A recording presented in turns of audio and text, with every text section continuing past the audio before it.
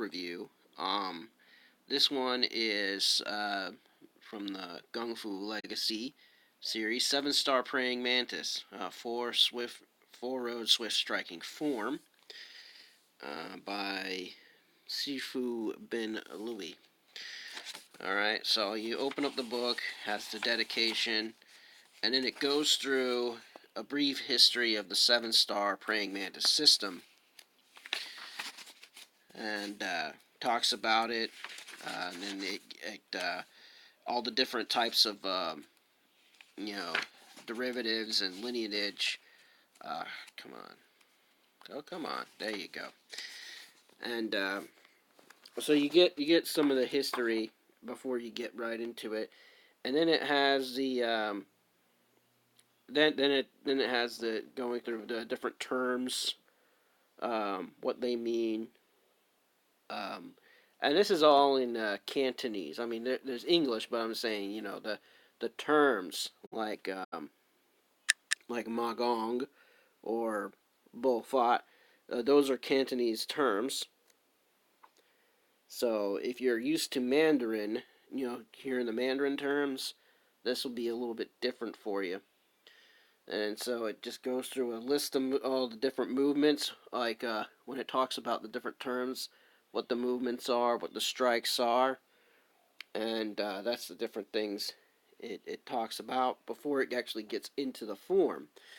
And of course, it gets to the form itself, and it gives directions, and then sometimes it shows you like from the other angle, um, and I'll tell you one thing about the 7-star praying mantis. I know I've been taught one form a long time ago, I forget, and there's this form, is when you learn them, when you start going through the movements, it seems a little bit, rough, almost like a southern style of kung fu, um, the way everything moves, but when you put it all together, it is stupid lightning fast, and has the northern flair that you thought what was going to be. So, anyways, that's pretty much it. I mean, it's a very rigorous form, and most 7-star praying mantis forms, if you look at it from overhead, will make kind of like a cross pattern. Like you go down da da da, come back da da da, come back da da da da da da da da da da da.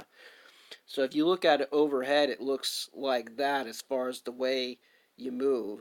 And it's like I said before in a previous video, um, that a lot of the martial arts forms, especially the Chinese martial arts forms, will have something either that's the type of signature stamp it has on it, or it could convey like a Chinese character, or it can convey like a military message or a religious message.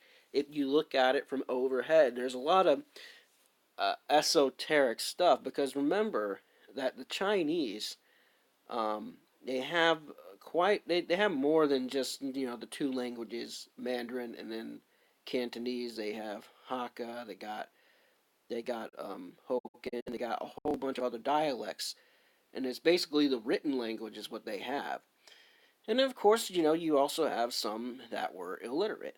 So it's a good way to convey a message of significance, especially militarily. And when you look at the history of China, uh, you can count the hundreds of years of peace on one hand. Like, how many centuries of peace did China actually have? Maybe on two hands.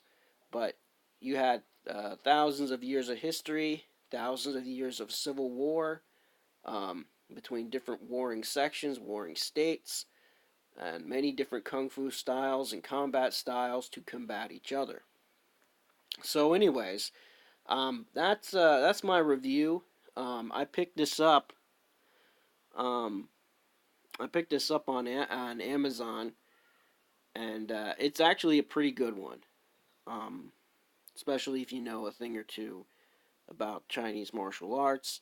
It's It strengthens your core. It strengthens your legs quite a bit. It gives you a vertical leap like you wouldn't believe. So, anyways, that is my review on this. And the way you say praying mantis in Cantonese is Chut Sing Tong Long. Yeah. But anyways, like, subscribe, hit the bell on all platforms. I appreciate anyone that's shown up. All right, we'll see you on the next one. Have a good one. Bye bye.